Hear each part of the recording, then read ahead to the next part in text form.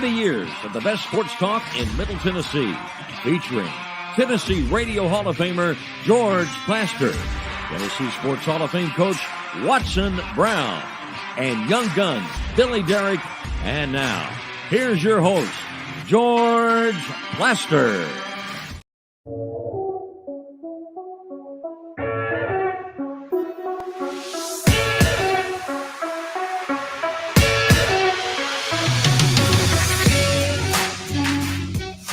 Hello again, everybody. Welcome in.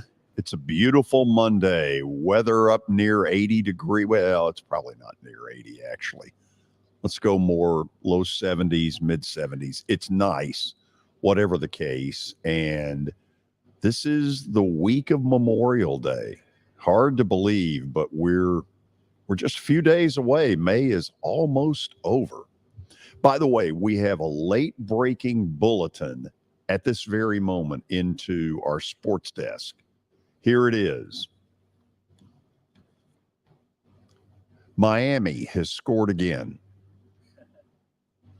So let's check in with Kelly Holcomb, who's standing by from Murfreesboro.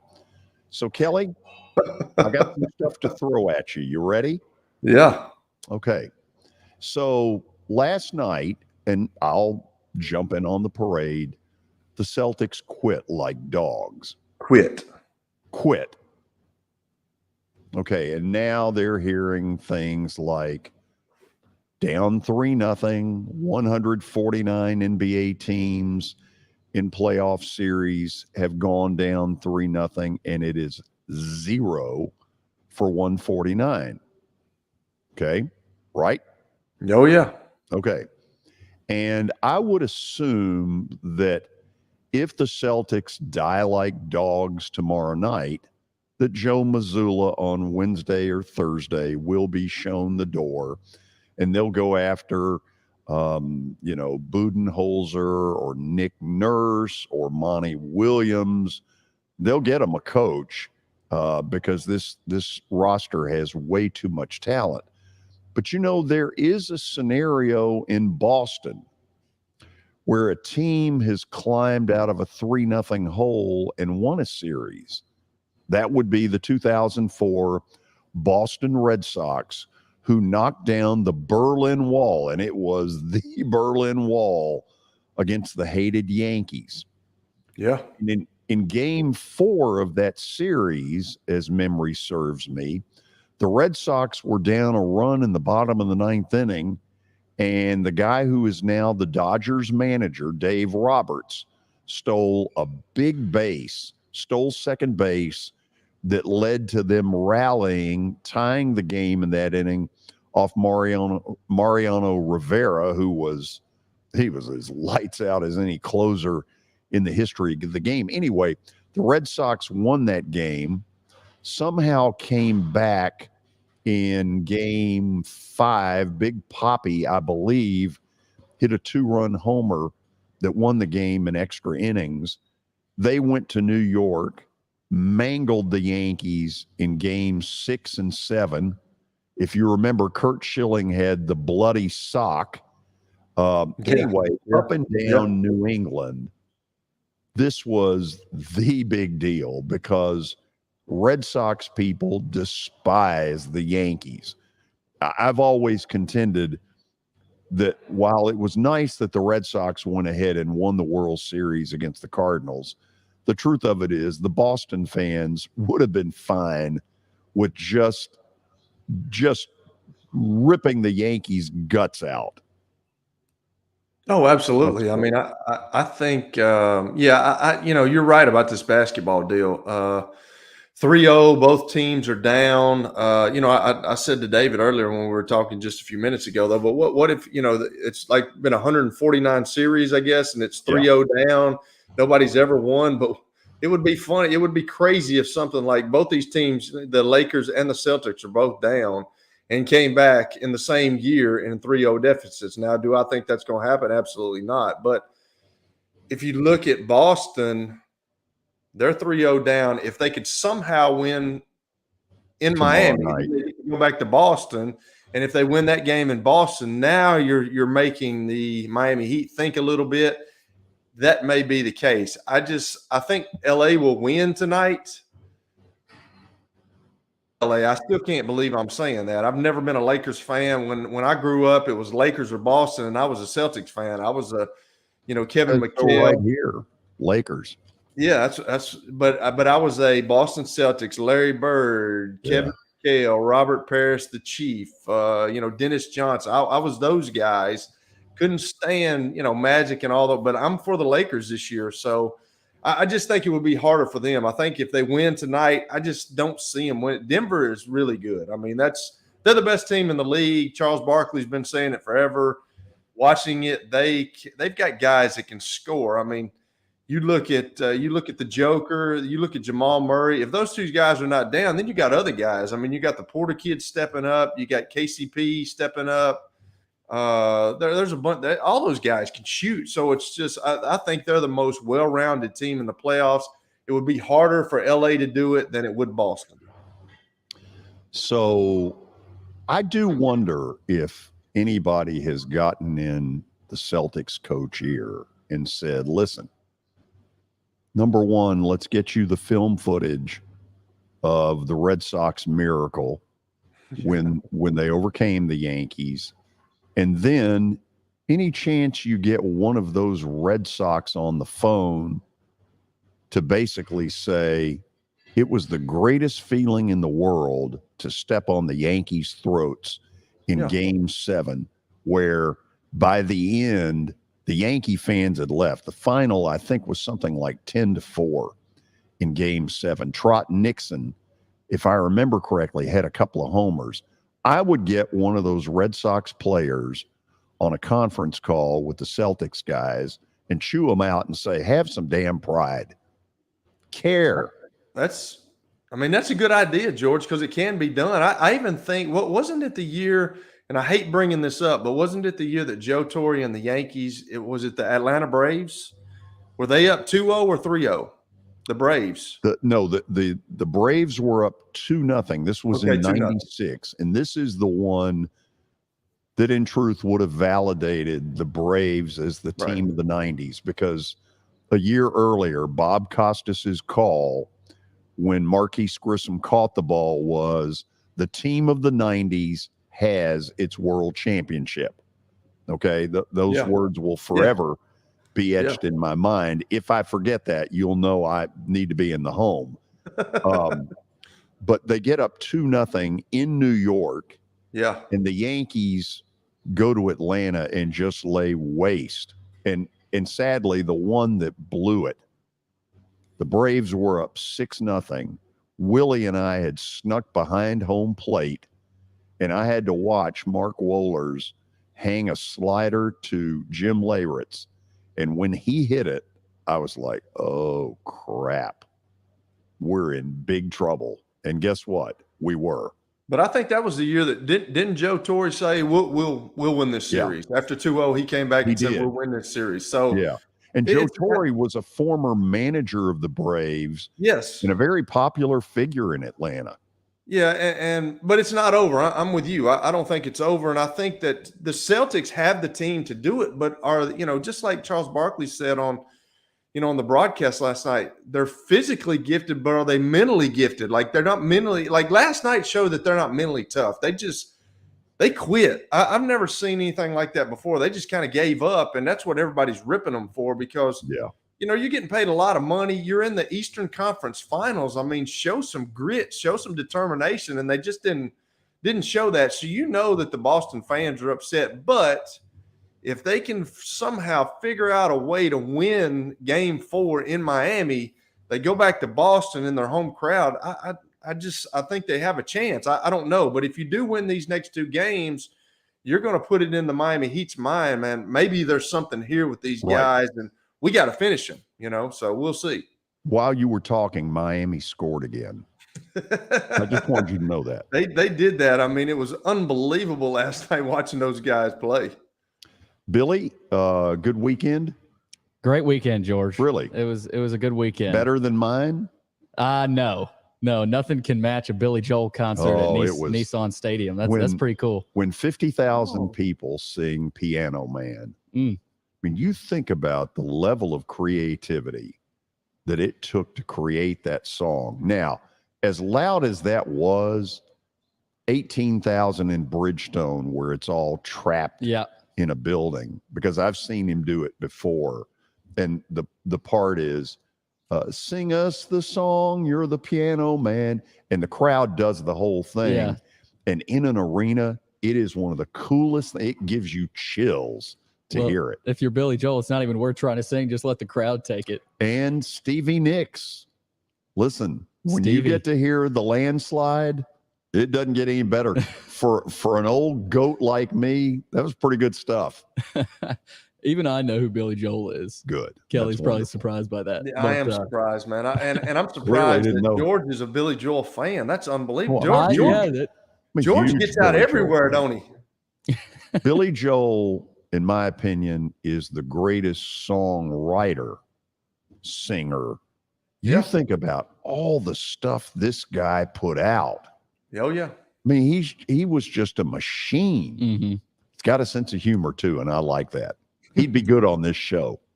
And he married Christy. Was it Christy Brinkley at one time? Was it? I think so. I wouldn't know. Yeah, I think that's his ex-wife. Yeah. Wow. I think. Good pull, Kelly. All right. You said the word machine. That's what the Nuggets and the Heat have been. They've been machines in these playoffs. And one more thing. Gabe Vincent after the game said, the Celtics aren't going to lay down. Charles Barkley goes, clearly you didn't watch the game tonight. Go look at the tape again. First of all, Barkley was pissed because I happened to catch this right before the game. Barkley guarantees the Celtics are going to win. Just flat out guarantees it. And so they went to him during a commercial break, I want to say in the middle of the second quarter, and he was despondent. And by halftime, he just ripped them as only Barkley can do it. Barkley is hilarious. Hilarious. And why ESPN has not tried to just throw a buttload of money at him and say, look, come on over. But that's really good. That's really good TV. Like, I've never watched those guys, but like, when Shaq got on him the other night talking about that story, and he was like, "Will you quit talking about that story? It's unbelievable TV to watch those guys." And then you got Ernie, who's trying to keep everything, and he's kind of the same way. He tries to keep those guys under wrap, but then you got Charles and Shaq going at it. It's awesome. Yeah, it really is. They are a terrific foursome. Even if Shaq, that's right. He kind of gives you a little Bear Bryant. Sounded a little bit like Bear Bryant, like he used to do. And Bear Bryant could not stand women being on the sideline. I remember when I was younger watching a game, and one of the first time a lady interviewed. Oh, you could tell he was almost despondent as well. He couldn't stand it. Different kind of update today, isn't it? Oh yeah. Are we gonna say hello to David or? Not yet. No, when it's time. Well, he's not on the opening, and neither am I. So, I mean, I don't know. Hold on. Let's bring David up. David was in Atlanta over the weekend to see God's team. Yeah, the Braves. Yeah. God's team. Yes. Jared Schuster, one hitter through 6 yesterday that had old Plasmo going, hell yeah. We got to find a fifth starter, though. That bullpen game on Saturday night was not fun to watch. So that didn't go well. Jesse throwing 78 miles an hour, though, tossed 3 shutout innings at Seattle. The more that bullpen door swings open, the more likely somebody's going to have an off night. And it wasn't Michael Tonkin's night. Tonkin just threw up some meatballs.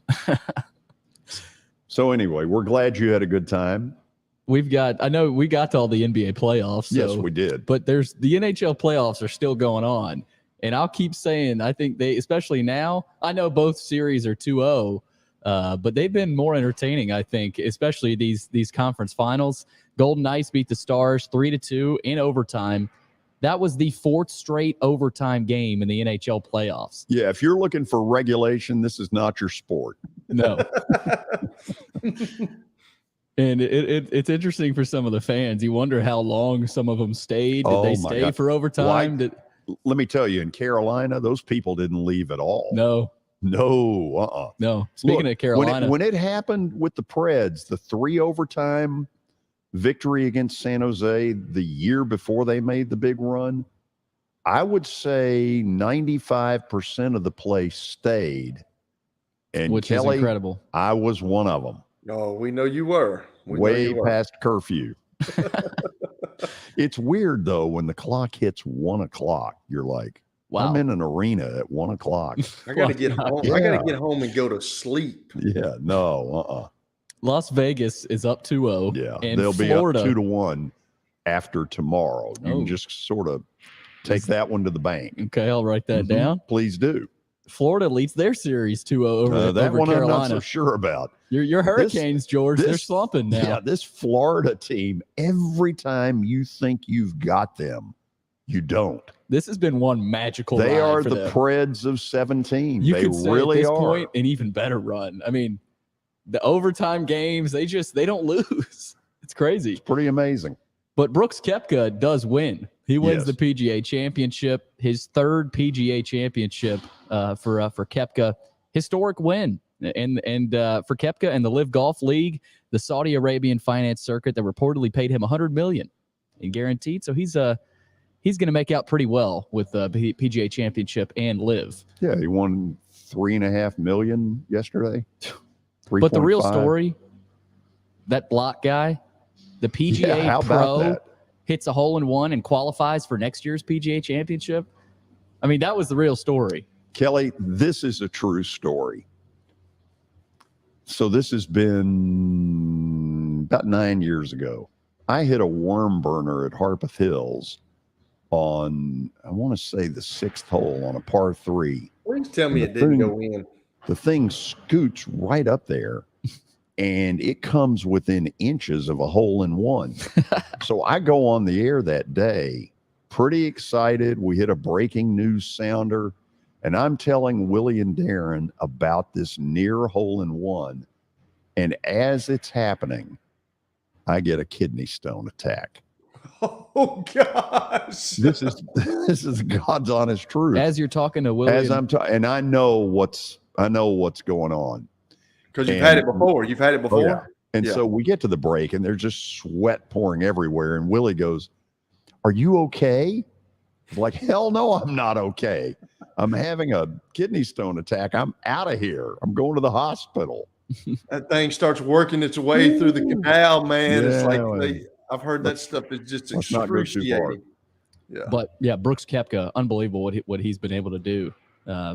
Third PGA title.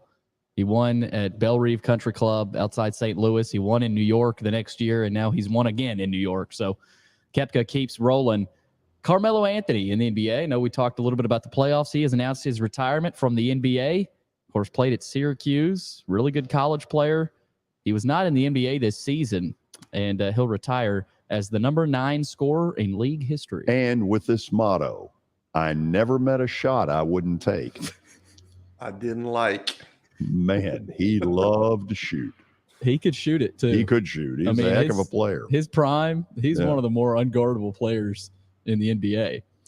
Last piece, Kenny Pickett has received some advice from Ben Roethlisberger. He has come out and said on a podcast that I basically didn't want you to succeed. Why would he have admitted that? When you were in Pittsburgh? At the beginning, he tells him, I really didn't want you to succeed. How selfish is that? Listen, if I leave this show, I hope you all fail. I mean, that's basically what he's saying. Well, George, hey, competitors are like that sometimes. I mean, you can say all the right things and you can and do everything right, but sometimes you have that underpin under your skin. It's like, I really like this guy, but I really don't care if he succeeds or not. That's just. But don't say it. I agree. I mean, I agree. I would never say anything like that. You're absolutely right. But that's you shouldn't say that. But that's what guys think sometimes. Yeah. It was the didn't want to succeed. He could have said, I didn't care whether you – but he said, I didn't want you to succeed. That's a bad story. Are we done? That's it, George. Okay. But if anybody hasn't seen that, go – it's called the Footballin' with Ben Roethlisberger podcast. Great. I think the clip's on YouTube, the full episode, so it's a pretty good watch. Good. But I don't think George would go back and watch it. No, I'm not. So this is a week where there are a couple of big spring sports events that go on. First of all, in our state, Spring Fling, one of the most successful things the TSSAA has ever put together. Our own Butch Samide will join us in a few moments to talk to us about what to expect. He'll be covering the events in Murfreesboro throughout the week for the show. And then Billy, and I don't know that he requested vacation time, Kelly. He just one day announced that he'd be going to Birmingham. This SEC week? baseball tournament. Oh, really? Yeah. This week? He just told you that? Well, it's been a couple of weeks. He certainly never turned in any paperwork. Wow. He didn't do his T. That's kind of a garnishment of wages right there, is it not? I thought it maybe cause, something. You forgot to mention that I will be reporting live. Well, yeah, that was part of the deal. Once I found out was, this isn't just Billy saying screw the show. Well, it's pretty close. Vacation. I mean, I could go down there and do that as well. It's not difficult. It's not hard work. We would need to be together. What if the commish just told you flat out you couldn't go? We might have a problem. Oh, really? Is that right? Really? What does that mean exactly? You're gonna bite the hand that feeds you, huh, Billy? Well, Okay. I mean, I don't know that that would have been the best thing, because it's kind of a tradition going down to Hoover. So. Oh, it's a tradition. Well, we'll talk about that during the break, and then we'll see who's in the picture when we come back. Butch Samide and Spring Fling. Stick around. Year number 2 of the Plaster and Friends Celebrity Bowling Night was awesome. And the reason is really simple. I chose Strike and Spare, and they were amazing. They have great food, great bowling, and a staff that is truly ready to go the extra mile to help you. They have 5 family fun centers in the area to choose from. And for more info, go to strikeandspare.com or call them at 615-824-5685. How am I going to get to work? My car's totaled.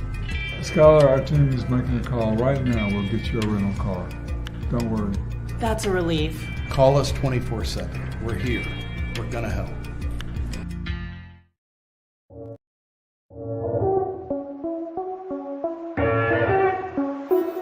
Now that the weather has gotten considerably warmer, there's not a better place to spend a morning or an afternoon than Riverside Golf Links. So you've probably noticed the weather has gotten a lot warmer, and that means a couple of things in Nashville. It means baseball, and it really means golf. And for me, it's a visit to Riverside Golf Links. The course has improved dramatically. There are now 27 holes, including a 9-hole executive course. If you want tee times or more information, dial them up at 615-847-5074.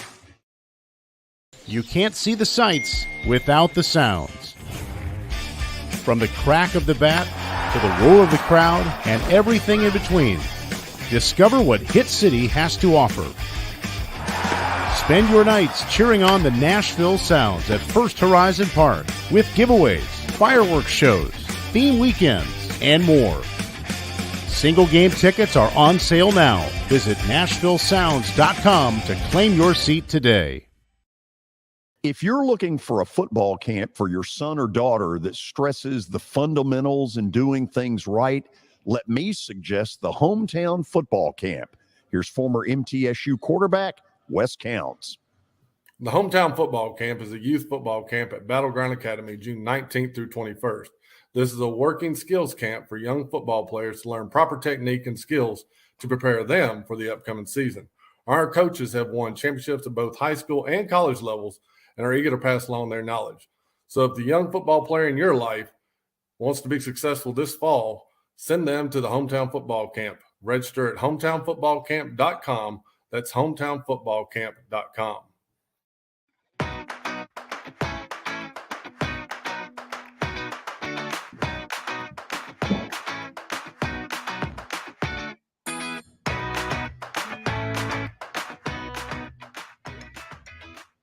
Spring Fling has been one of the most successful promotions that the TSSAA has ever put together.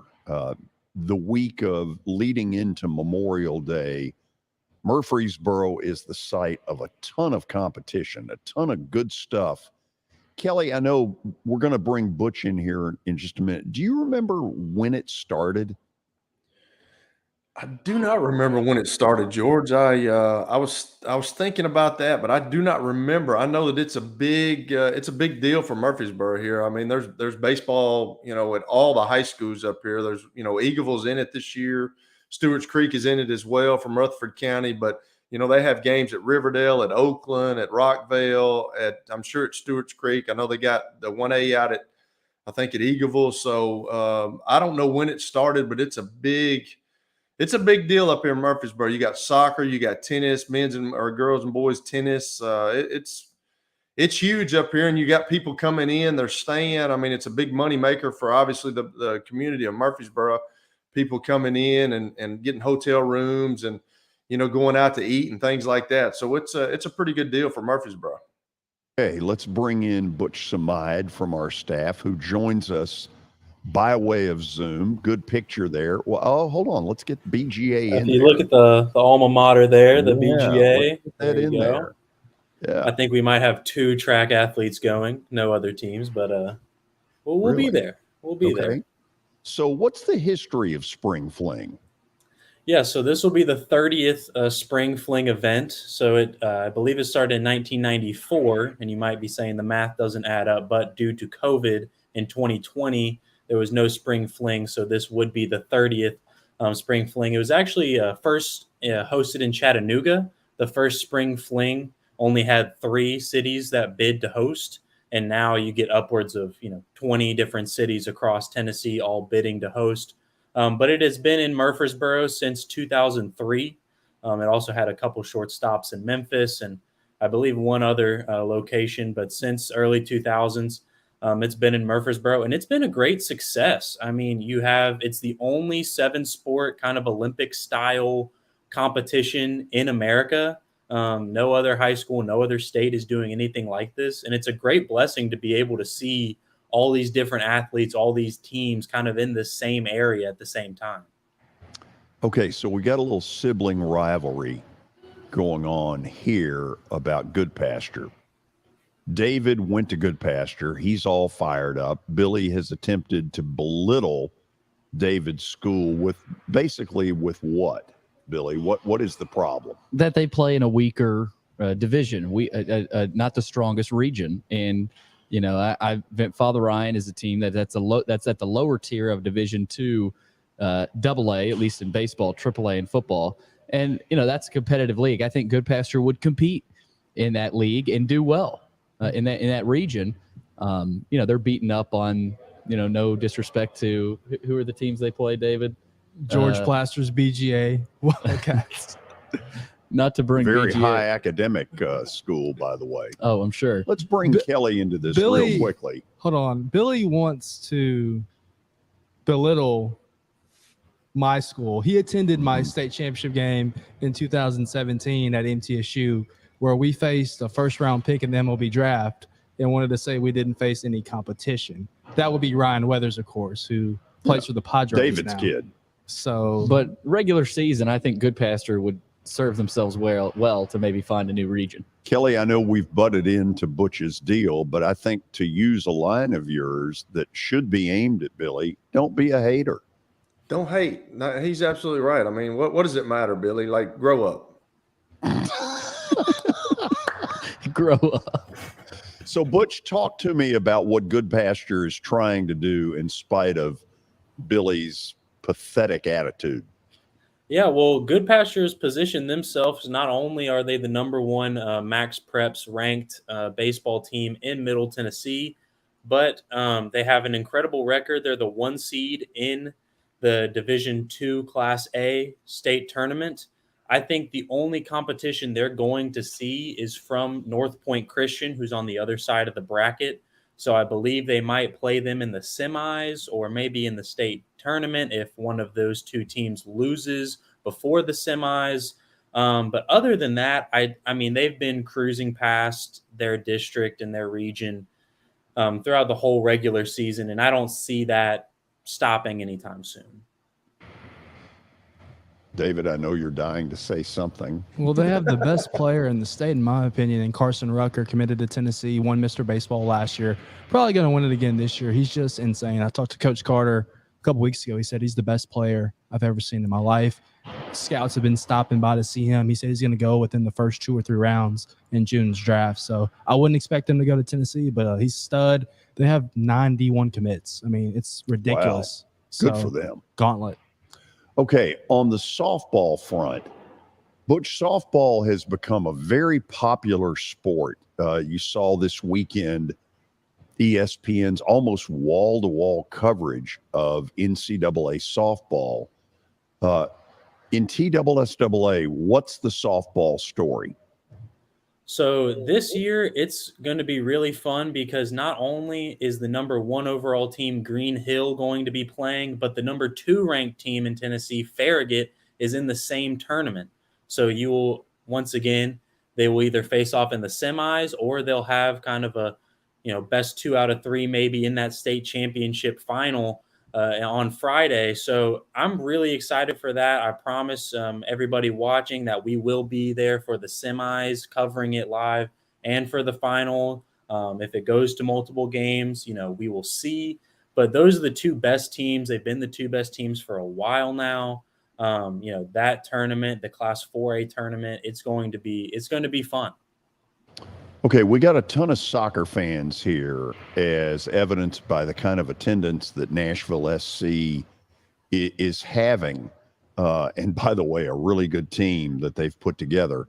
So what's the story in soccer? Yeah, so in soccer, you're looking at number 1 overall, it's Brentwood. They're 22-0.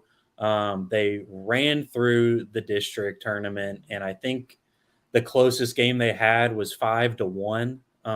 This team has been dominating all year, and their main competition, when I look at their tournament, the next best team they're going to be playing Tuesday, round 1, is Bearden in Knoxville, and they have also not lost. They've drawn 3 times, so they're 18-0-3.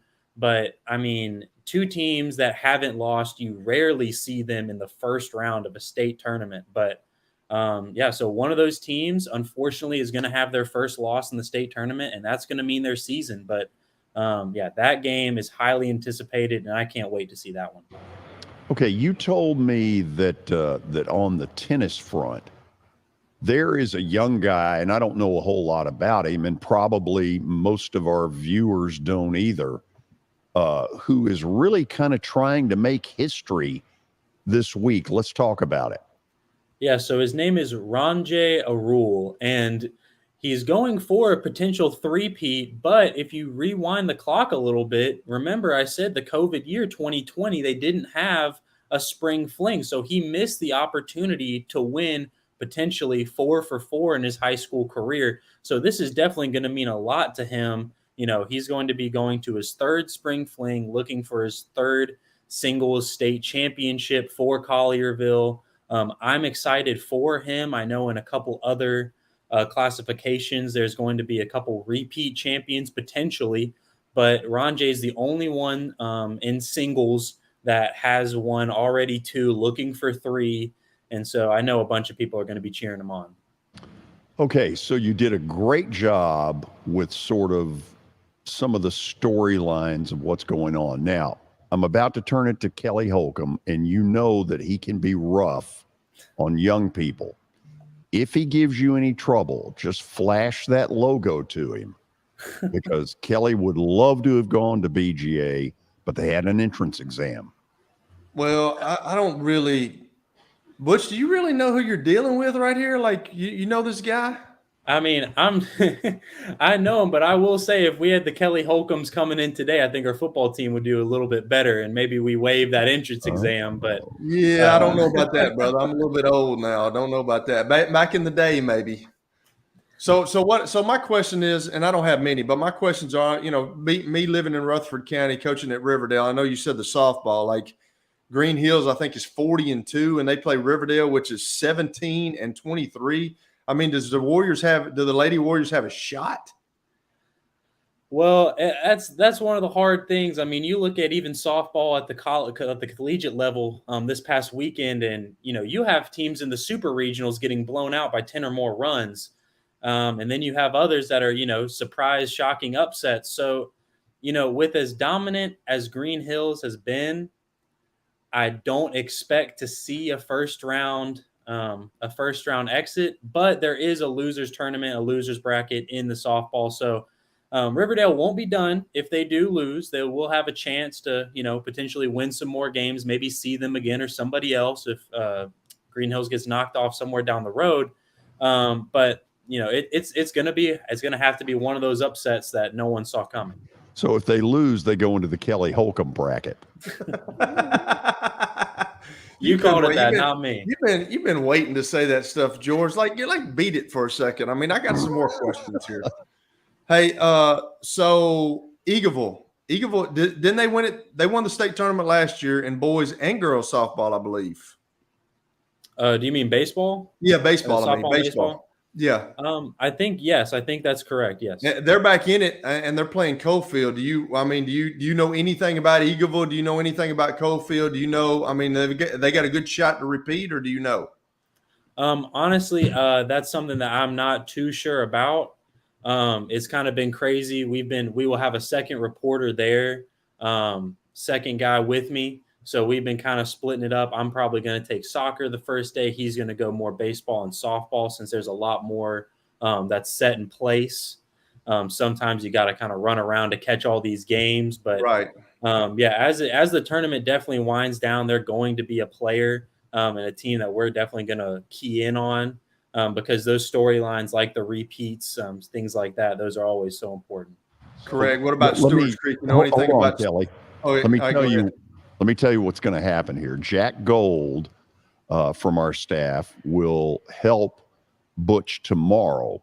Okay. Billy, he beat out Billy for the reporter job. Of course, Billy has not yet turned in. Which is like, don't beat on your chest. That's not really a thing there, Butch. It's not a big deal. Okay. No. Billy, the reason he's not doing the reporting, he didn't turn in his TPS reports. If you go see the movie Office Space, you'll know what I'm talking about. But you're doing great. Keep yapping with Kelly. Well, I just do you know anything about Stewart's Creek? I mean, Stewart's Creek is the other Rutherford County team up here. They're playing Clarksville. You know anything about that? Are we still talking baseball? Baseball, yeah, baseball, yeah, baseball. I will say baseball is the one that I'm the least versed in. I will admit that. Personally, I'm more of a softball person. Okay. But shout out also to throwing back to the collegiate level, Catherine Sandercock for Florida State getting the perfect game, sending them to the super regionals. That was pretty special to watch. But yeah, the baseball side of it, that was one thing I know we're going to key in on since there's just so many teams, especially in the first round and then going into the losers bracket, winners bracket. As we get later in the week, that's definitely baseball is going to, start turning up more and more because, certain like soccer, they don't have a losers bracket. I'm pretty sure tennis also does not have a losers bracket. So they'll start winding down pretty quickly. But with baseball, it'll get kind of more and more intense as it goes on throughout the week. I got you. Well, looking forward to seeing you up here. If I see you, man, I know you'll do a good job. I know George has been talking you up the last couple of days, and I've become a big softball fan as well, man. I watch the college stuff on TV, man. That's really, I know George is a baseball guy, and I watch the College World Series every now and then. I remember growing up watching the College World Series, but softball, I'm gonna tell you, these girls get after it, and the thing that intrigues me is when you go to softball games like high school. Those girls do all the chanting, which I'm not used to, and then they go to college, and it just keeps going. So I'm not really used to that stuff, but I do like softball. It's a fun, exciting game to watch. Kelly, And I I'll got tell an you, answer for you on your baseball question. The thing about Stewart's Creek and Clarksville is they drew the Farragut side of the bracket, and Farragut has Yeah. dominated the upper division of high school baseball here in the state of Tennessee. I think they lead for like 10 or 11 state championships in baseball. So they got the wrong end of the draw, which happens when you go down to 8. But Butch, I want somebody there at 4 o'clock at MTCS tomorrow for the Good Pasture game. They play Silverdale out of Chattanooga. So I need Jack there to report live on my Cougars. Absolutely. Why don't you get your butt down there and support your team? Do I get my time off? It's at 4 o'clock, first pitch. I think we could let him off given the fact that Billy, did you turn in your TPS reports on that day at Father Ryan? I think I missed them too. Yeah. Billy's just been taking off days. Oh, he has been. No question. So, Kelly, did you catch that little Florida State thing that he threw? Oh, I on caught again? it. Absolutely. Okay. Do you know what the background is? What did he not go to Florida State or did? Well, he goes there now. Okay. Although let's show the BGA logo. Let's proudly. Gosh. Yeah. To hell with Florida State. Oh gosh. So the deal is, Kelly, if you've watched a Florida State game in the last year, have you noticed the Superman? You ever seen told us that. Superman? You told us. I have not seen the Superman, but you told us about that a couple of days ago. So yeah, that's Superman right there. So will you wear that to spring fling? I won't. If I had a BGA version of it, maybe. But I think the Florida State might be a little bit too separated for Murfreesboro. Nice. Listen, we'll talk later. Good stuff. We'll figure out the times tomorrow for these reports. And, if you need manpower, we'll ship Billy's butt out there. All right. Thank you, guys. All right, Butch. He didn't look like he knew how to comment on that, whether to No, take the rip. he was not He's a trying fan to of be- shipping he's me trying out to to be nice. Murfreesboro. Yeah, he's trying to be nice to Billy, which you got to understand that we're not really nice to Billy. Billy's in the doghouse lately. I'm just the show's punching bag today. No TPS reports. I mean, until you get those turned into the director, you got a problem. What about Kelly's every Friday? Does he turn his in? Kelly's is an excused absence. It was negotiated on the front end. See, Kelly had leverage. I did have leverage because it's a pretty Something important I must thing. not have. It's a pretty important thing that I have to do on Fridays, Billy, that you wouldn't, you're not there yet. But unfortunately, I have to do things on Friday that I wish weren't there. But one day I'll tell you. Okay. Let's go to the break. By the way, after the break, we're going to get into a little golf, not only with Koepka winning the PGA, but some things that happened during press conferences that got a little interesting. But first, let's talk the Big Machine Music City Grand Prix. It's August 4th through the 6th, and a little bit like one of Butch's answers when Kelly asked him about one of the teams, I'll throw up my hands and say, you know what? I don't know a ton about Grand Prix. I've never been to one, but I can promise you this. I'll be at one August the 4th through the 6th. I have accepted the invitation, and I'm excited about it, and I'll tell you why. Because there are others like me who over the last couple of years have gone to the event knowing absolutely nothing and walking away saying, this is one of the coolest things I've ever been to. If I've heard that once, I've heard it 20 times over the last 2 years. Tickets have gone on sale and all price ranges from general admission all the way up to some great amenities. Throw in the fact that during those 3 days, you're going to have incredible music acts and a ton of them. And what you have is a weekend that'll be hard to beat. So with that in mind, with tickets on sale, go to musiccitygp.com. Again, that's musiccitygp.com. As the trusted premier custom home builder in Middle Tennessee, Donnelly Timmons has over 20 years of experience in the industry. Whether you're looking to build your dream home or renovate your current home, their team will ensure that every client and every remodel is unique, luxurious, and completed on time within budget. Founders Dustin Timmons and Joey Donnelly have over 25 years of construction experience in the Nashville area. Together, they have completed projects in Forest Hills, Oak Hill, Green Hills, Franklin, and Brentwood. Dustin and Joey believe that communication is the most important aspect of all construction projects. Therefore, they personally manage each project themselves and are involved in job site activities on a daily basis. Their commitment to quality and integrity has earned them an outstanding reputation among their clients. Contact them to set an appointment for a free consultation or to view some of their completed projects. Give them a call at 615-456-7983 or log on to DonnellyTimmons.com. For over 35 years, Wilson Bank & Trust has been committed to providing customized banking solutions to help individuals, families, and businesses in Tennessee achieve their goals. As your full-service community bank, we are proud to offer loans with competitive rates, local decision-making, and fast, friendly service from our experienced lenders. No matter where you are on your financial journey, Wilson Bank & Trust is ready to help you take the next step. Visit your nearest Wilson Bank & Trust office or online at wilsonbank.com to get started today. Member FDIC, Equal Housing Lender. Family owned and operated for more than 2 decades, Alaco Fine Wood Floors is Nashville and Middle Tennessee's choice for premium quality hardwood floors. Since 1995, Jimmy Alaco and his army of employees have embodied the approach of taking pride in one's craft and providing superior customer service, growing from a one-man shop to a team of 23 professionals who share the founder's passion for quality craftsmanship and customer satisfaction.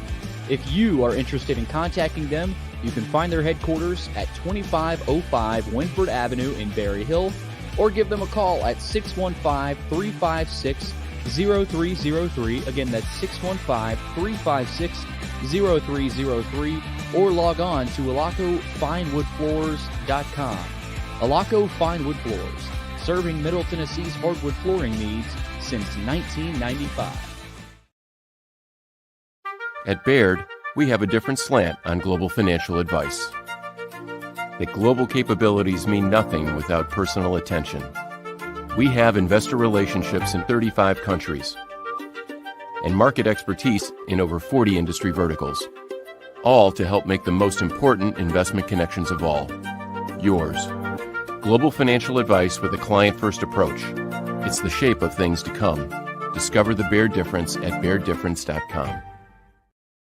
As most of you know, my golf game sucks, and the question is why? The answer may be determined at X Golf. X Golf is right around the corner with a grand opening that we will announce soon, and we will broadcast live from X Golf, 8127 Sawyer Brown Road at 1 Bellevue Place, just down the road from the Fordyce Center in Bellevue. And believe me, if they can make my game better, anything is possible.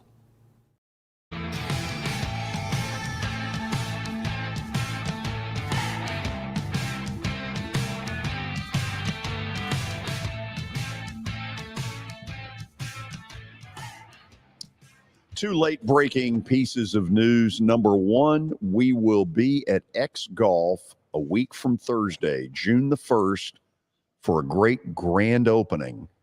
A celebration where, Kelly, we're going to test out my golf swing. That's what I was about to say. If they can help your golf game, they have done something miraculous, because the last time we played together was a long time ago, but it wasn't very good, George. No, and sadly, it was one of my better performances. Wow. Yeah. Not good at all. The other bulletin, Miami just scored again. I knew you was going to say that. So let's get to the PGA. Okay, we know Brooks Koepka won, and we know that for all the LIV defectors, man, they were, fired up for him, and yeah, there it is. But Phil Mickelson, in a press conference, I guess after one of his rounds, was asked, why do you keep taking digs at the PGA? And Kelly, he threw it out there that somebody needs to continue to be the watchdog, and that things need to improve, and blah, blah, blah. You probably know more than I do on this front. What is it he's really getting at? What is it the PGA Tour isn't doing for these guys? Because Koepka won yesterday for $3.5 million. That's pretty damn good for 4 days of golf. I don't know what Phil Mickelson's beef is with the PGA Tour. That guy made $500 million off the PGA Tour with all his winnings and all his endorsements. So, and now I was reading the thing, George, that they've got the Department of Justice, and there's an investigation. I don't know if you've seen that, but there's an investigation, and then Phil Mickelson comes out and says, there's things that I can't say that I know. So I don't understand this. I've expressed how I feel about the live golf stuff. I'm not a big fan of it. There's no competition going on, but Brooks Koepka is a really good player, George. I mean, it didn't matter if he's on the PGA Tour, if he's in live golf. The guy has won 4 major championships before he went to live golf, and he was in the Masters this past April. So he finished second in that one. So the guy is really good. It's just amazing to me, like, when he was on the PGA Tour, he could go out. I don't think he cared much about regular tournaments. And for a while, Tiger was winning all that stuff, but he got to a point where, he would go to places where he thought would help him win the majors. And I think that is what Brooks Koepka's doing. He's putting all his eggs into that basket of majors, and that's all he's getting to play now. He with the live golf, he's not going to get to play on the PGA Tour, so he's just getting into majors. So the guy's a really good player, but he learned how to play on the PGA Tour. So I can understand people getting upset. I get upset about it a little bit, but I mean, all these guys that defected to the live tour got their start on the PGA Tour and learned on the PGA Tour about playing under pressure, about learning golf on the PGA Tour. So they asked Scotty Scheffler about the Ryder Cup this coming up year, and he said, I'm not going to get into the tournaments. I'm not going to get into the PGA and the live deal. I just want the best Americans that we can have on the team so we can go to Europe. I think it's in Rome this year, I think it's in Rome, to help win that, because they haven't won it over there in a while, the Ryder Cup. So I don't know where Phil Mickelson's so irritated at the PGA Tour. I don't know what's going on there. I really don't know much, George. I know people that are around that stuff, but they hadn't really told me, and I don't know what his gripe is. I think he thought that they could have been making more money, and the PGA Tour, kind of held that down, but I'm just not sure why he's so irritated at it. Well, the DOJ thing has raised some red flags for some people like you and me who have no idea really what's going on there. But when you hear Department of Justice, that's some serious stuff. Right. And when he says, I can't talk about it, I don't know. But I know this, when you use the letters DOJ, that gets pretty serious. Now, did they want more money tossed into the tour? Yeah. And look, I get both sides. It is a grind when you go week after week. In other words, you finish on a Sunday night, and, by the next Wednesday, the corporate sponsors of the Greater Greensboro Open want you there for a pro-am, and then you play the tournament. I get that it can be really grueling, and I get that there are, I think one of the things the tour wants is to basically say to all the players, you must play in a certain number of these Greater Greensboro Opens. We get the fact that you're all going to play in the majors. That's what matters. But if the tour is going to thrive and survive, you got to play for the little guys as well. I think you're right. And I think that is some of his gripe too.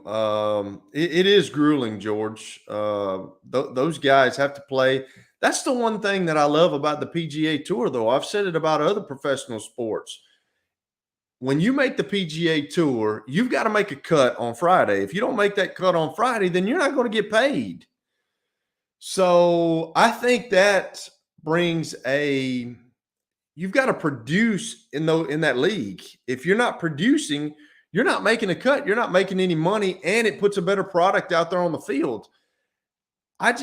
These guys, like Billy said in the opener, I mean, Brooks Koepka got paid $100 million to go to the LIV tournament. And they only play for 3 days. They don't have to play many tournaments at all, but they're still guaranteed that money.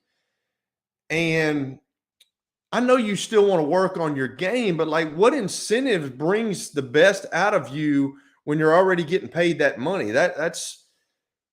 I think it needs to go to the NFL and things like that. I understand people, like guys I played with, probably are, irritated at me for saying stuff like that. But like, if you went to, and I don't know how you would do it, I'm just throwing something out there. If you went to an incentive-based deal where those guys can get a signing bonus up front of, you got to come up with some number.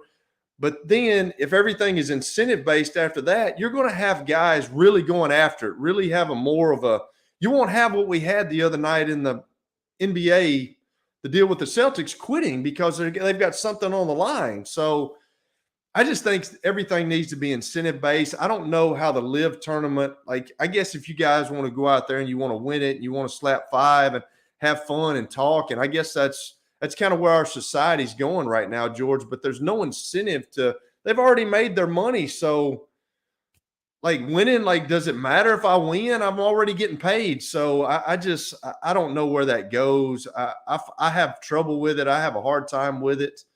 I know there's a lot of people that feel the same way that I do, but is it going to change? I don't know. Will those guys ever come back? Will the PGA Tour allow them to come back? I don't know if it's going to just be a forever split between the PGA Tour and this new golf deal. And will that sprout off more golf tournaments, more, will people be pulling from other directions for another LIV deal somewhere down the road? I don't know.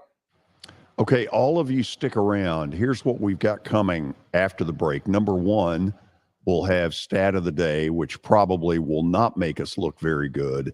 But in Kelly's world of football, we're going to go behind the curtain a little bit and find out some things that go on behind the scenes that sort of reared their head a little bit over the weekend. I'll explain more of that when we come back from the Fordyce Center in Bellevue. We ask that you stick around.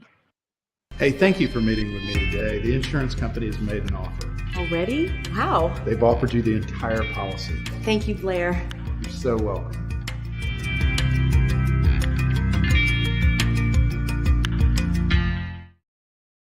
Forget the fact that Sir Speedy Music City is owned by my BGA classmate James Warren. Their work stands on its own merit. James and his staff do incredible work, as evidenced by the huge banners at the Plaster and Friends Celebrity Bowling Night. If you're looking for quality to help your marketing and business communications, and you want it at a reasonable price, these are your folks. Call them at 615-832-9511 or go to print at sirspeedymusiccity.com. And be sure to tell them Plaz sent you. This is my buddy and former Nashville Sounds PA announcer Eric Berner. I always laughed in the old days at Greer Stadium when I would walk in, Eric would immediately play my favorite song, Van Halen's Jump. But then I learned he actually has a real job with Rockcastle Wealth Advisors. Yeah, George, that's what I do. I help people in the pursuit of making their money live as long as they do. Everybody's situation is different, so I use a customized and individualized, personalized approach to the person I'm working with. Old 401ks, retirement planning, insurance planning, inheritance planning. Those are things that people like to get some more information about. One of the things I find is people don't even know where to start, and that's where you come in. Yeah, so I can usually help people with an initial phone call or meeting that is a no charge and no obligation. And I'll bet you have a phone number and a website. I do, George. They can call me at 615-235-1058 or rockcastlewealth.com or Eric at rockcastlewealth.com. Hello, this is Celeste Middleton, a State Farm agent in Murfreesboro, Tennessee. I want to help my neighbors and local businesses be proactive and assess their risk before something unexpected happens. We want you to have a thorough understanding of your coverages to have the best protection when you need it. We can create a personal price plan for you. Our team has over 70 years of experience helping people in Middle Tennessee. We have an awesome team with integrity and provide honest and prompt communication, and we love what we do and genuinely care about everyone we work with at our office. Give us a call at 615-895-2700, send us a message at celestemiddleton.com, or walk in at our office at 803 North Thompson Lane in Murfreesboro. We would love to earn your business. Welcome to John English Antique Sports and Cards, located at 204 East Depot Street in beautiful downtown Shelbyville, Tennessee. Their phone number is area code 931-492-4304. John, obviously, I've been blown away by what I've seen at your place. I've now been there 3 times. But for the person who's never been, what should they expect? Well, we have a 3,000 square foot store, George. Half of it is vintage cards in all sports, and then half of the store is, a lot of people call it the museum, where there's a lot of early equipment and just the history of sports in general: baseball, football, basketball, golf, tennis, and other items. When somebody comes in there that you know is a big sports fan, what is their normal reaction? Well, I think that they're pleasantly surprised, and of course, being in Shelbyville, Tennessee, which is a small town that you would never expect a shop like we have to be in. So they're kind of, I don't want to say blown away, but as I said, pleasantly surprised.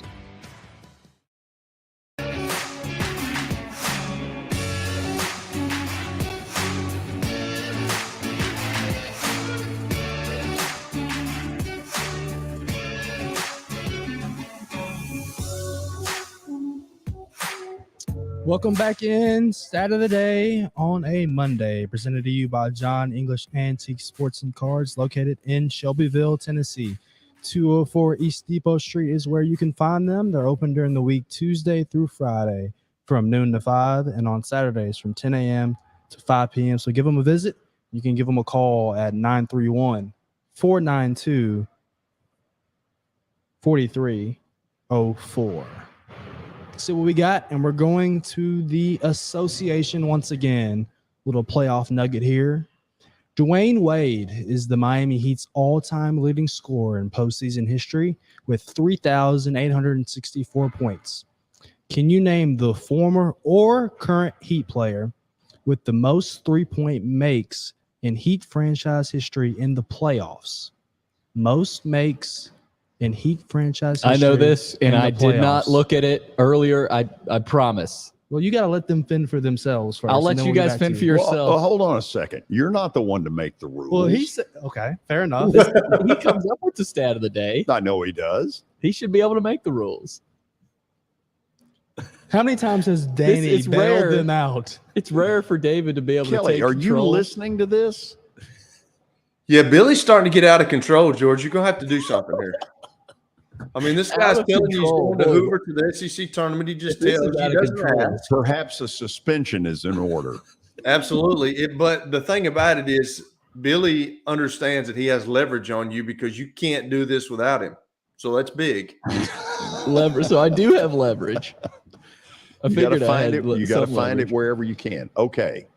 So, Billy, let's see who you think it is. Hold on. I want y'all to fire away first. I think. I mean, the only guy that comes to my mind is Ray Allen. George? Ray Allen seems like an obvious now that I think of him. Was I going to come up with Ray Allen? No, I had gone even as far as Dragic.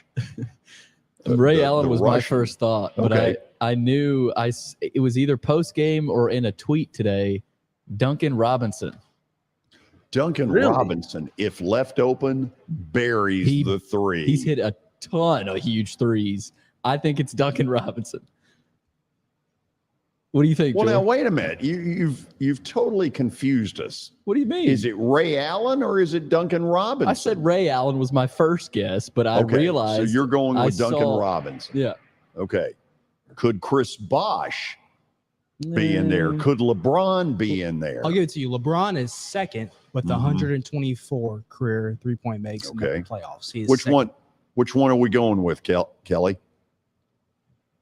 Only one I know is Ray Allen. I don't think the guy. I don't think. I mean, the current Heat player or current Duncan Heat Robinson hadn't been around long enough. Yeah, but he's saying current, so I don't know. I said current or former. I didn't want to confuse you and make you think it was a current player. You know what I'm saying? If I say Heat player, you're going to think current. Put it up there. It is. Billy's correct. It is Duncan Robinson. Wow. Lee. I know this. What was he, a Division III player? He played at Michigan, right? No. Did he not play? Yeah, he played. No, he played at Michigan 100%. He played at Michigan. Relook at it. I don't think No, he so. played at Michigan. I mean, I'm pretty positive he played at Michigan. I don't I'm think he did. 100% certain he played at Michigan. Oh, if Kelly's certain, Well, he played look at it Michigan. up. Just ignore Kelly. Look it up. While you guys are looking it up, I was surprised to see this with all the talented players that they've had on that team and on that franchise. Duncan Robinson, leader The in guy is three-pointers. absolute money if left open. Now, the thing that he really crossed Boston up with last night was when he puts the ball on the floor and he needs to do it more, Boston has no clue how to defend it. Mm-hmm. Okay. He went to Michigan, George. He played with Mo Wagner. Did he really? You doubted Kelly. Yeah, Shame on I you. did. And me, for that matter. Sorry, Kelly. Kelly, I apologize to you. Hey, when I'm correct, I'm correct. When I say 100%, I'm correct. No, I apologize to you, Billy. That was the No. Final Four team with Simpson, that little guard. Yeah. That was a really good team. Okay, we're now officially into hour number 2 of the show. Yes, we Correct? Okay. So there's a story that got out over the weekend. I'm going to read you just a tad bit of it. Free agent running back Ty Johnson of the New York Jets, or back then he was New York Jets, took to Instagram this weekend and opened up about how the Jets released him after telling him to get a surgery he says he didn't want. He had torn his pectoral muscle while doing a workout away from the team during the offseason and was cut shortly thereafter. In the Instagram video, he said he's had some, quote, dark days and broke down how his release happened. Okay, so Kelly, in the movie that I love that was a classic, North Dallas 40, there is a scene where a running back with the first name of Delma is being asked to get a shot. They shoot him up, dull the pain so that he can play in a playoff game. Yep. And he comes with the great line, Delma don't do needles. Yep. Okay, so this seems like one of these battles inside of battles between players and teams about surgeries and playing hurt as opposed to playing injured. Help me a little bit. What really goes on behind the scenes in those settings? Okay, George, before I answer this, I've got to put a little comedy in. Is this Kelly's World of Football? Am I not getting an opening that's here? Right. Whoa. I mean, what are Let's we see doing? if it works this Kelly, time. thank you. I mean, what gym shoe operation we got going on? The one you're watching. It's a moment you have breathlessly awaited. It's time for Kelly Holcomb's World of Football. As shocking as this may sound, Kelly Holcomb's World of Football has sponsors. It's brought to you in part by Baird Financial with Yaz Hassan and Justin Oldham, and by State Farm Insurance, located in Murfreesboro through agent Celeste Middleton. This was totally 100% on me. Oh, we know. Now, do you get a garnishment of wages? Probably not. Yeah, but they're so small to begin with. I mean, Okay, so I just had to. So I want yeah, you. and thank since you had for that, pointing it out. since you had that elaborate question, I want you to repeat the question. Okay. In football, it seems like there's this constant battle between the team, which wants to get the player out there as quick as possible, and the player who's also trying to protect his career, and the whole battle line between, are you hurt or are you injured? If you're hurt, you can play. If you're injured, you can't. You hear that a lot. What really goes on behind the scenes? Now, we talked about this a little last night, but most guys are going to do what the team asks. Now, there is a battle, George. There's a battle because you're absolutely right. They're trying to get you back out there. You have to be strong yourself. You have to consult with your people that are around you, your family, your wife, your doctor. You have to consult with your agent if you're really close with your agent. But teams will put pressure on you. I can remember I had a deal where I broke my ribs, and I just did not feel like we weren't having a very good season. I just didn't feel like I was ready to go back out there. And I can remember my offensive coordinator wanted me back. And I can remember when he found out that I was not going to play, I told him that I thought that I could back up, but I really, if at all possible, I didn't think I was ready to play. I hadn't been out on the football field like that. I was just getting back into practice, and we kind of had a verbal altercation. So there's things like that that go on, George, that the team pressures you. They're going to try to get you back on the field. They've got money invested in you.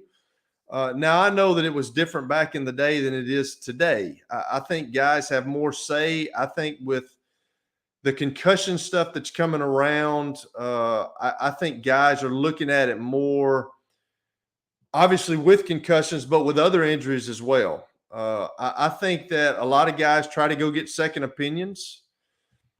I can remember when I had shoulder surgery, I had a torn labrum in my anterior part of my right shoulder, which is 6 months to heal. I went to a doctor here. I didn't feel good about that. It was still hurting. I flew up to Cleveland. He told me what was going on in about 30 seconds. And then he gave me, you can take care of it right now, or you can wait. But the way I was feeling, I couldn't wait. I couldn't move my arm. So he told me that it was a slap lesion, which if it had gotten caught back in my shoulder, and I had 6 months to heal. It was just almost 6 months to the day. So they're always going to side with the team. But if they can, they're going to get you back on the field as soon as possible. Now, there are some shady things that go on, and I don't remember this guy's name. Was he I don't know if did he start for those guys, George? Ty Johnson? Yeah. I don't remember him at all. That's what I'm saying. Here's what guys get into. Like, if you're a marginal player and they know that they're going to do something with you, they're going to try to get you well to let you go. And that's kind of what seems like has happened in this situation. So if you get an Aaron Rodgers who has to have something go on like that, they're going to do everything in all their power because he's the franchise. But the business side of it, when you've got a guy like this who I don't know if he's an upper echelon guy. I haven't really heard of him. But if you're kind of a marginal player, that's what they do. They're going to try to, if you've got an injury, they're going to try to get you well and ship you out. That's just the business of the game.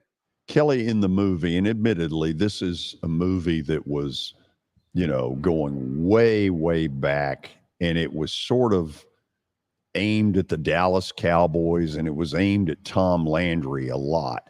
Yeah. There is, in the movie, this battle between the team doctor paid by the team and the athlete who's saying, I'm not getting shot up. And there's this pressure point. Oh, yeah. Is it that way now, or has the strength of a players' association sort of helped to stop a lot of the turmoil? I 100% think the Players Association is something that as a player you can stand on, you can turn people in. So now it's not like back in the the Jimmy Donovan days, I guess that's his name, that played for the Baltimore Colts. It's not in those days where everything just went on, and you kind of listen to everything that the organization said to you. Now the NFLPA's jumped in there, and you can call the NFLPA and tell them, hey, this is how they're treating me, and I really don't appreciate it. They're trying to get me back. They're trying to rush me back, and I just don't feel comfortable. That was kind of how I was with my ribs. It takes 6 weeks for a bone to heal when you're younger, and when you get a little bit older, it might take a couple of extra weeks. But I just did not feel like I was ready, and I did feel some pressure that we weren't going anywhere. I knew that the offensive coordinator wanted me to play. I didn't feel comfortable in it, but I did feel the pressures, George, of getting back out there on the football field. And that goes on quite a bit. And I don't know if it goes on as much as it did when I played, because when I played, the concussion stuff wasn't a big deal, but I think the concussion stuff has brought a lot of stuff to light, especially in the medical side of it. And I think that the NFLPA has stepped in there a bunch, and I think they can be they are a sounding board for guys that if they feel pressured into something, you can call and they can help you with that. Kelly, let's take the concussion thing a little bit farther. When I was growing up, before we knew the seriousness of concussions, here's the term that got used. Kelly got his bell rung. Okay. Correct. And when Kelly got his bell rung and was kind of staggering around, everybody laughed. That's the way it was when I was growing up. I can also remember the other thing was water during practice. Yep. Before I was ever born, apparently they were handing out these salt tablets. Yeah, exactly. And I don't know what good that does you. I don't know. But I mean, we have come a ways, in particular on the concussion thing. Nobody laughs anymore. The term got his bell rung, you never hear that anymore. No, when you remember the big poster that they had up there, and it showed all the injuries that you could suffer in football. You remember that? You remember nobody ever said anything about concussions, George. They really didn't. That was. And that's what makes all this stuff. Like if the NFL had done studies on that, and if they knew years ago that was having an impact on guys, then that's what makes it a travesty to me. Nobody ever talked about that stuff, George.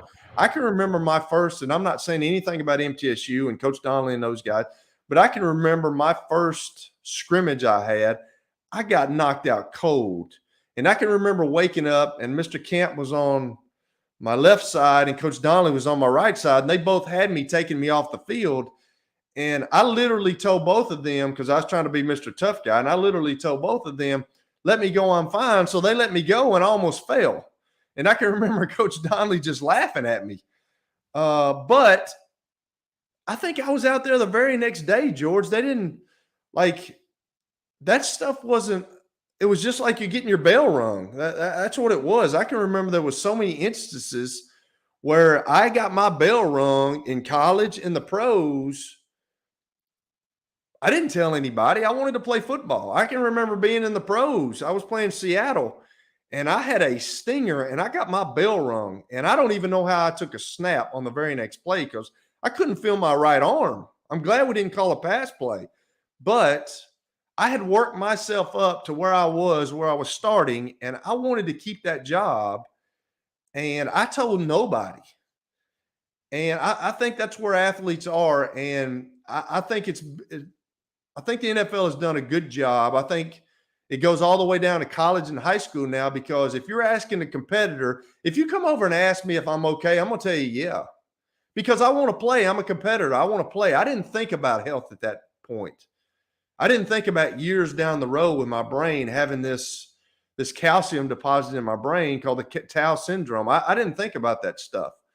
And I think that's why now they've got spotters, especially in the pros. They've got spotters up there that if somebody gets hit hard and they get right up, well, they have those spotters looking at them to diagnose that. The referees are now saying something about it. The trainers on the sideline are saying something about it, because if you're asking me, or if you're asking NFL guys, are you okay? Most guys are going to say, I'm fine. But they're taking it out of their hands and they're putting it into the guys that's their profession. The doctors, the trainers, they've got the spotters upstairs that are seeing it. The referees are helping out with that. And I think that's a great thing of taking it out of the players' hands. I really do. I think it's probably one of the best things the NFL has done, because you've described it exactly right. There is a medical person upstairs, and if you stagger a little bit and nobody sees it or nobody wants to see it, that guy has the ability to buzz the official and say, stop the game, get this guy out. We're going in that tent and we're going to find out what his condition is. And I've seen players pissed off when they've gotten pulled, looking up at the guy going, I'm fine. But you know what? It's one of the best things the league has done. I think it truly is, George. And it would have made me mad too if somebody would have taken me off the playing field if I thought that I was fine. It would have really upset me. Now, here's what I don't like about it, okay? And I had to deal with this in high school, and I don't know if they have to deal with it in college, but say it's 98 degrees outside and you're a kid that is not really ate up with the game of football or ate up with practicing, which I don't know anybody that's ate up with practicing. I couldn't stand practice. I like playing ball, hanging out with my buddies. Practice is a necessary evil. But the one thing I hate about it is if you get a kid like that it's 98 degrees outside, the humidity's over 100, making it feel like 106, 107, which I don't think you can be on the field now with that in high school. But if he goes and he tells the trainers, I just don't feel right, I don't feel good, knowing that there's nothing wrong with him, he just doesn't want to practice. Well, the trainer now has to go through, well, what's wrong with you? Have you eaten enough? Have you drank enough? Are you dehydrated? Okay, well, your head's dizzy. Now I can't. He has to sit you out because he doesn't really know what's going on. And if it comes back on him, he could get in a lot of trouble. So that's how some young men nowadays are using that, which I'm not a fan of. Now, if you really love the game of football, you're not going to do that. But there's guys that are teetering on whether they want to play or not, and that's the thing that bothers me about it. You have put some interesting stuff out there. This was a good conversation. Billy, I think Kelly's World of Football today was cutting edge. Oh, yeah. I think it's these past few Kelly Holcomb Worlds of Football have been all cutting edge, I think. I think it got off to a little bit of a rough start, but he started to get some of his momentum back, and he got some confidence in himself. Hold on. Oh. The very first one, y'all gave me an A-. So it was off to a rough start. So are you being phony? I didn't right just say I did not put this. I know, Billy. Are you being phony? You had a high floor to start, A-. I was generous that first one. Maybe could have given you a B. But okay. Seems like you're being a little phony. I mean, let's admit Kelly's improved since the first one. What? That's a fact. Dang. Kelly. I thought I was good. I thought I was good right out of the chute. Kelly, the only person whose opinion matters is on the left side of this screen. We're off the rails. We'll go to the break. That's correct. And then we'll talk SEC baseball tournament. The pairings are set. Who knows? Billy may get a word in during this. Stick around. How am I going to get to work? My car's totaled. Scholar, our team is making a call right now. We'll get you a rental car. Don't worry. That's a relief. Call us 24/7. We're here. We're going to help. Year number 2 of the Plaster and Friends Celebrity Bowling Night was awesome. And the reason is really simple. I chose Strike and Spare, and they were amazing. They have great food, great bowling, and a staff that is truly ready to go the extra mile to help you. They have 5 family fun centers in the area to choose from. And for more info, go to strikeandspare.com or call them at 615-824-5685.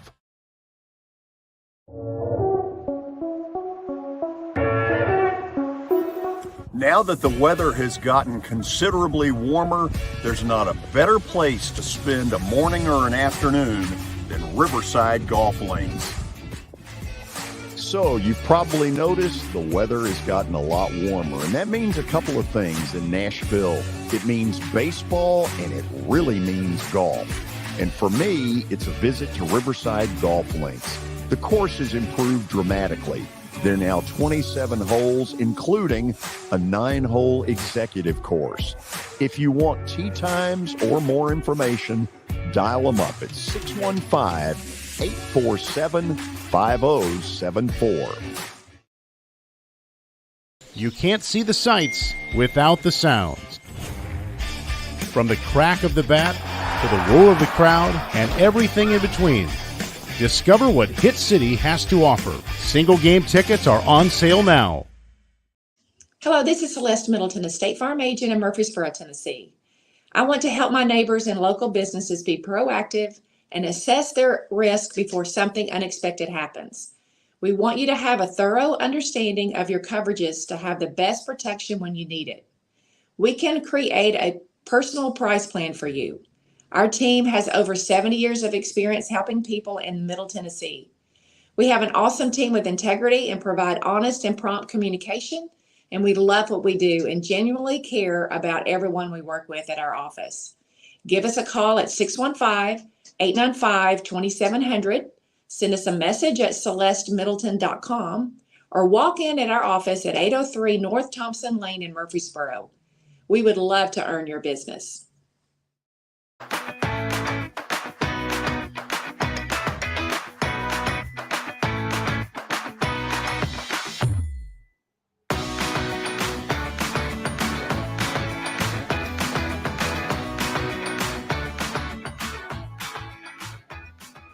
So this is a big week in the college baseball world, and it will all sort of culminate next Monday with the announcement of the NCAA baseball tournament pairings.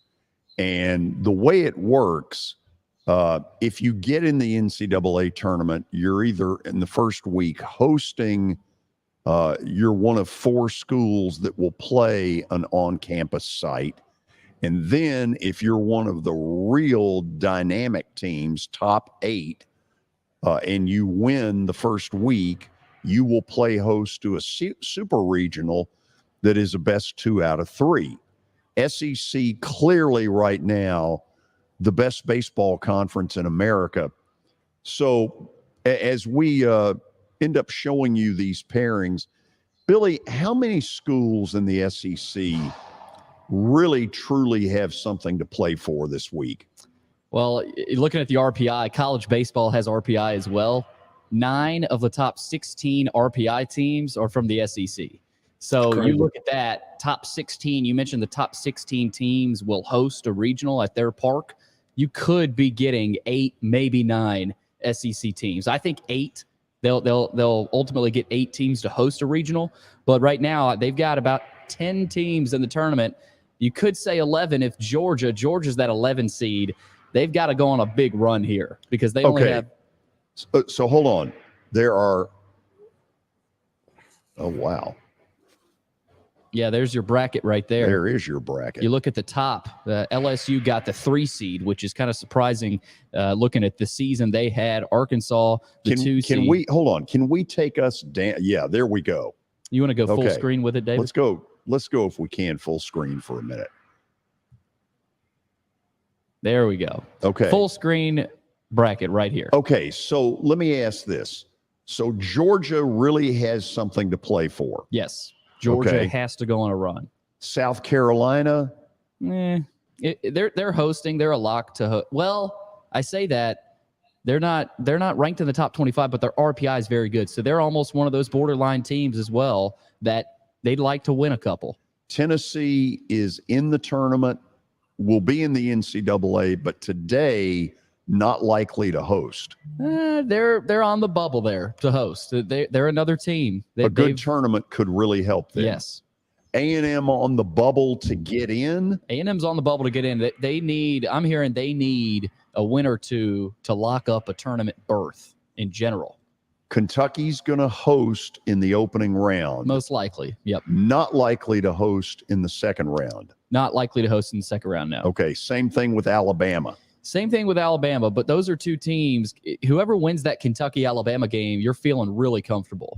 But if you're Kentucky and Alabama dominates you, you might start to think about your hosting chances after that. Okay, let's see. Can we go down where we get Auburn's matchup? Yeah, Auburn, Missouri. Auburn's got Missouri. Okay, So, Missouri, help me. What do they got to play for? nothing. They're not going to be in the tournament. If they win this tournament, The winner of the tournament, gets do they get an automatic bid? Yes, automatic Okay. bid. It's similar to basketball. Similar to hoops. But it's a totally different bracket setup. The first day, those games, you got South Carolina, Georgia, Tennessee A&M, Kentucky, Bama, and Auburn, Missouri, all on Tuesday. Those are elimination games. So that's win or go home. And for some of those teams, if you win, you're feeling a whole lot better than the other team because there's so many teams that have a chance at making the tournament. So on the second day LSU, LSU, Arkansas, Florida appear to be guaranteed national seeds, which means host first round, host super regional. Vandy is a little more on the bubble in that they're going to host the first weekend, taking 2 out of 3 from Arkansas over the weekend, put them back into the national super regional host. Yeah, they're going to host a regional. They're probably going to host a super, but to feel really good, to feel like a lock, they could win it. They could use a couple wins. But I've heard from a lot of people, George, experts in the college baseball world, that Vanderbilt is essentially a borderline lock to be a top 8 seed right now. I guess the best source of all this stuff is D1. D1baseball.com. I mean, they do a phenomenal job. They've got an SEC extra portion of it where they have a bunch of SEC coverage. So, and they've got a couple of writers going down there to Hoover. So they're all over it. If you're a college baseball fan in particular. So Kelly, what the SEC has been able to do, and admittedly, they've got the advantage of a little warmer weather earlier than, say, the Big Ten.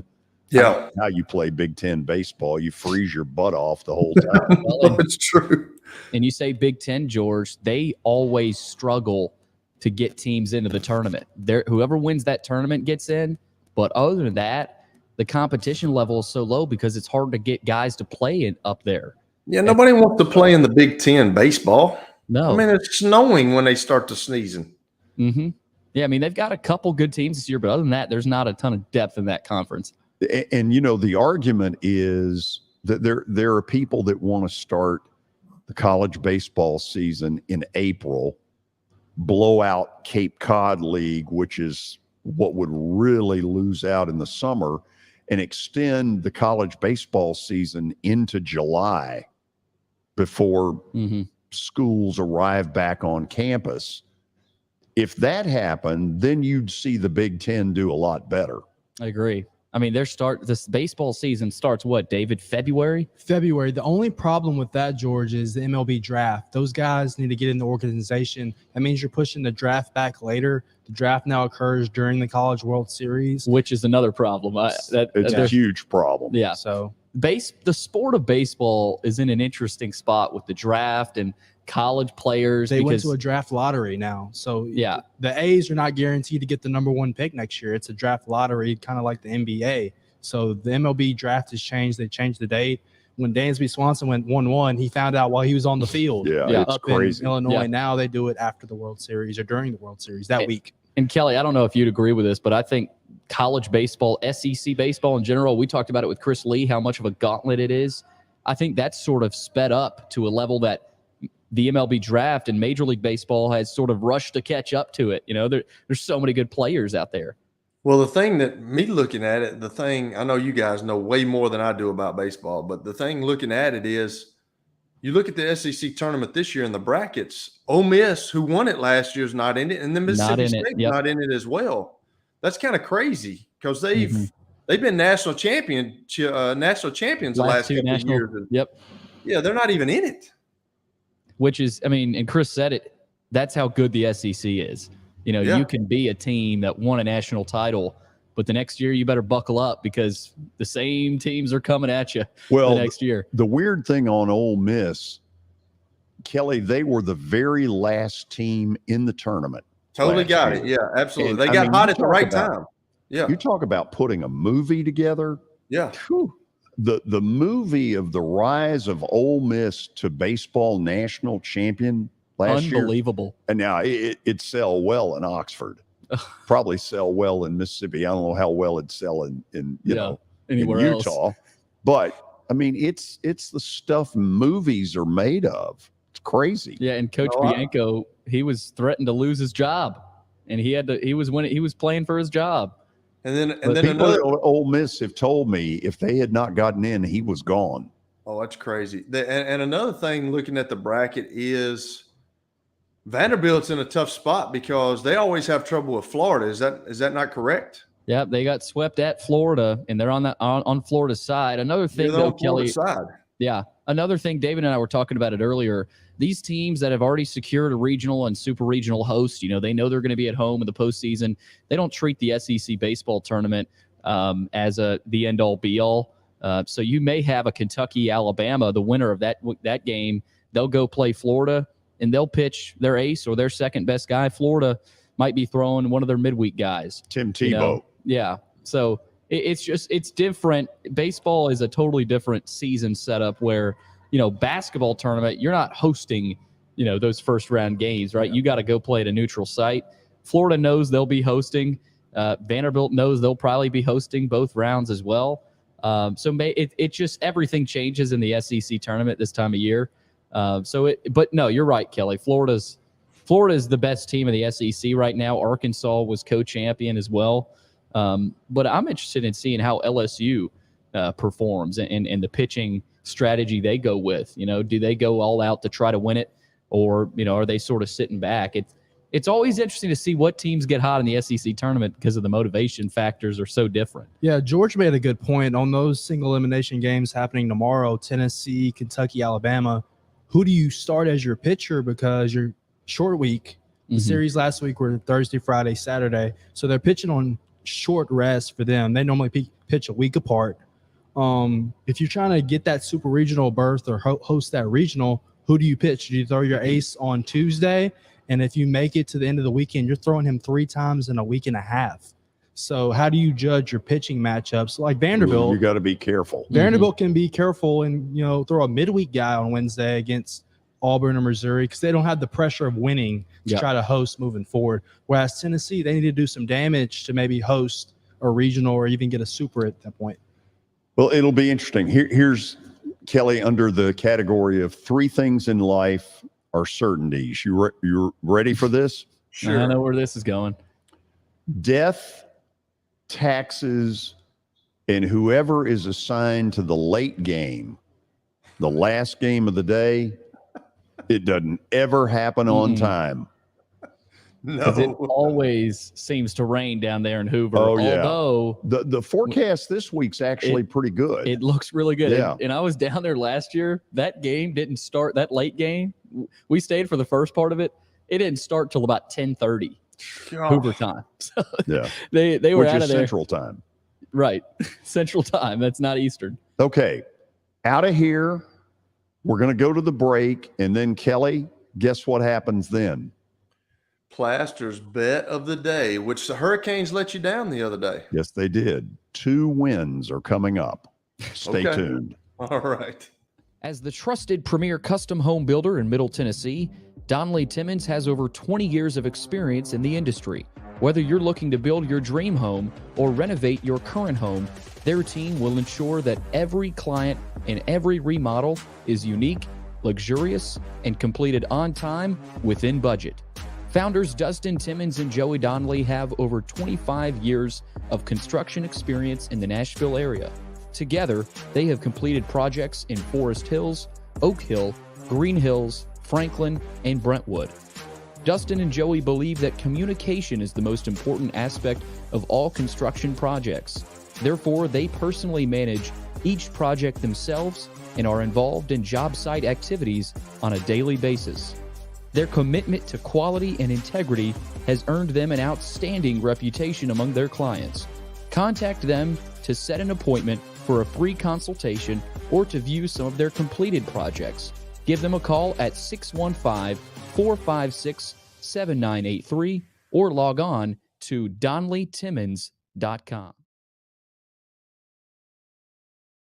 You know, starting to save for your future doesn't have to be difficult. Let Wilson Bank and Trust help tone up your financial goals this year. Our certificates of deposits or CDs can help your money work harder with our competitive rates, earning you more than ever before. WBT checking options allow you to earn rewards you can really use, like a high interest rate or cash back on check card purchases when you meet some e-banking qualifications. Visit your closest Wilson Bank and Trust office or online at wilsonbank.com to get started today. Member FDIC. Family owned and operated for more than 2 decades, Alaco Fine Wood Floors is Nashville and Middle Tennessee's choice for premium quality hardwood floors. Since 1995, Jimmy Alaco and his army of employees have embodied the approach of taking pride in one's craft and providing superior customer service, growing from a one-man shop to a team of 23 professionals who share the founder's passion for quality craftsmanship and customer satisfaction. If you are interested in contacting them, you can find their headquarters at 2505 Winford Avenue in Berry Hill, or give them a call at 615-356-0303. Again, that's 615-356-0303, or log on to alacofinewoodfloors.com. Alaco Fine Wood Floors, serving Middle Tennessee's hardwood flooring needs since 1995. At Baird, we have a different slant on global financial advice. That global capabilities mean nothing without personal attention. We have investor relationships in 35 countries and market expertise in over 40 industry verticals, all to help make the most important investment connections of all, yours. Global financial advice with a client-first approach. It's the shape of things to come. Discover the Baird difference at BairdDifference.com. Hey, thank you for meeting with me today. The insurance company has made an offer. Already? Wow. They've offered you the entire policy. Thank you, Blair. You're so welcome.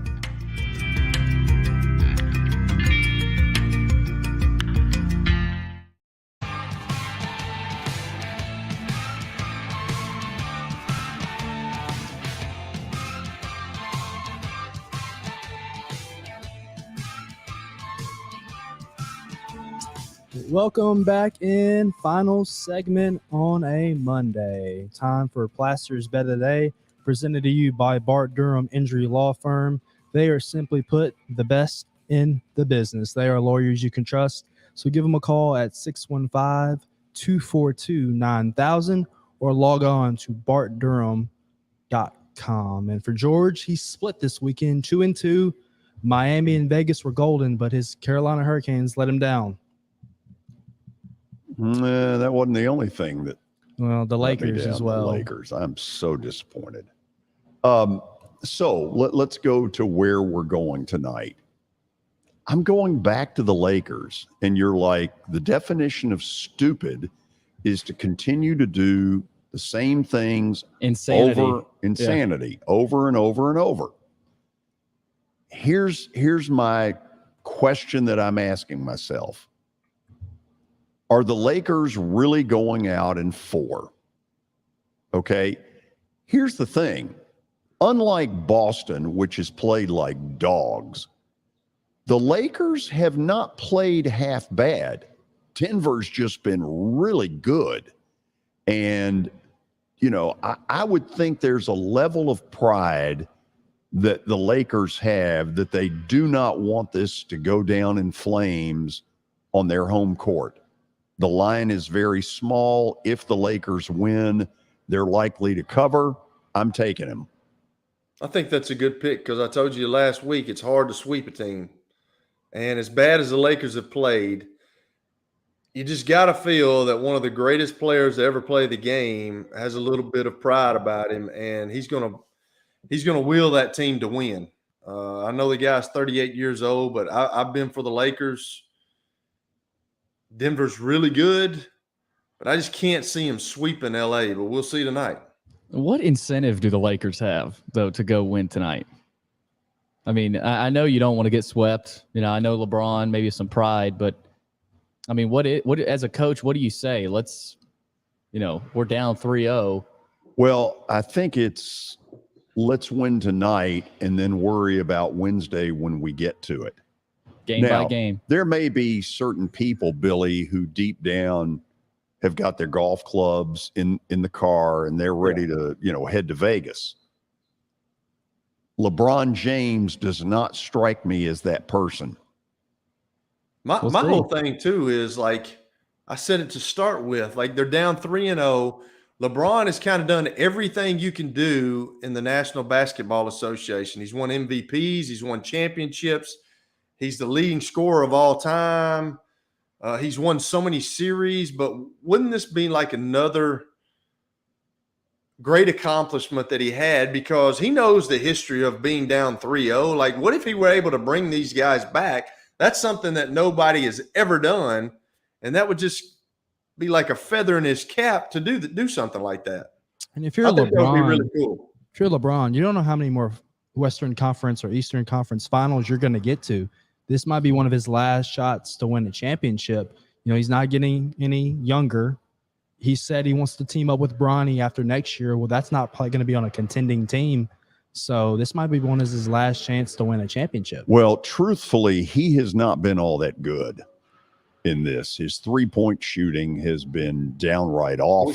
I wish he would stop. Just take your 6'9", 260-pound frame to the goal every time. So let me ask y'all a question before I get to the next pick. The Celtics have been the favorite in each of the 3 games that they have played against Miami. Last night, they were a 4.5-point favorite in Miami. So what do you think the line is tomorrow night? Celtics at Miami. Kelly.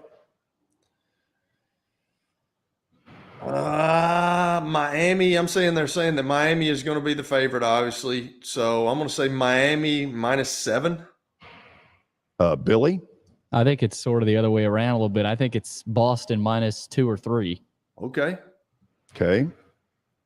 David? Yeah, I was thinking that way. Boston will be the favorite still. Boston -3.5. Not a chance. Miami 1.5. 1.5. We're playing, though. Wow. Yeah.